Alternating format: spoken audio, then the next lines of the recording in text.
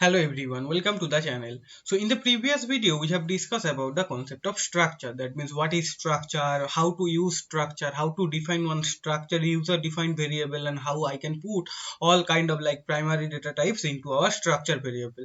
So in this video we will discuss about how I can create one array of our structure variable. So first save this. So this is the second class. So structure dot, or it will be two dots, suppose c. So this is the name. So first include the header file, so hash include stdio.h and then int main. So then here we need to just define the structure variable. So suppose here we need, after this header file I will write struct, and suppose this is the student details, so the name is suppose student, and here we need to give all kind of like primary data types. So here suppose student will have one id, so int id, and suppose the student has one marks, so suppose int marks. So sorry, int marks. So these are like two primary data types, and these two primary data types will be inside our struct student. And I just want to suppose store the student data of suppose 10 students. So at that time what we need to do, so here we need to write struct, sorry, here is will be in small, so struct, and then we need to give the name. So the name is student, it will be struct student, and here this is the data type declaration of our variable, and then we need to give the name of our array. So here suppose the name of the array is, suppose I will make std, and here I just want to store the details of 10 students, so it will be std10. So here this std is a variable name with, that means the array name with like there we can just to 10 value, and this is the data type. So that's all. So now if I just want to assign all those value and keep all those value from the user, so I need to store. So this, there will be one for loop for I will be started from 0, and I will just want to store the details of 10 students, so I less than 10, and then I will be incremented by 1. So here we need to create one, like for I, there we need to create one integer type variable, and after keeping this, so I just want to take the input. So suppose here I will write printf, enter the id of the first student. So first there it will be like I plus 1, so here it will be percentile d and then student, and here the value will be I plus 1, because I will be started from 0, so the first value will be 0 plus 1, that is 1. So after this we need to scan the value, so scan if, then percentile d, because id will be integer, and I just want to store that inside this std1. So for that reason here we need to give ampersand, that is the address of operator, then std, and here we need to give I, and then in the previous video we have discussed about the dot operator, dot, and it will be stored in id. So that's all. So I will copy this line also for the marks, so I will copy this and will paste it one more time, and here instead of the id I will just write marks.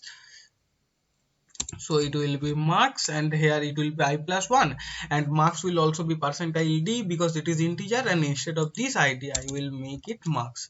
So in this way I can just take input from the user. So I just suppose I just want to print the details of these 10 students, so here I will write another for loop will be rotated from I to 0, I less than 10, and will be incremented by 1 in each step. And if I just want to print that, suppose so printf, and here I will write suppose the id equals to id will be percentile d, and here inside id I just suppose after id, suppose here I will write and marks equal to also be percentile d, and here I will suppose write std, and then we need to give the I, and then we need to give id, and then the second one will be std I, and there after dot we need to give marks. So in this way we will print these both values. So suppose this is the details of first, and then the second student will be there.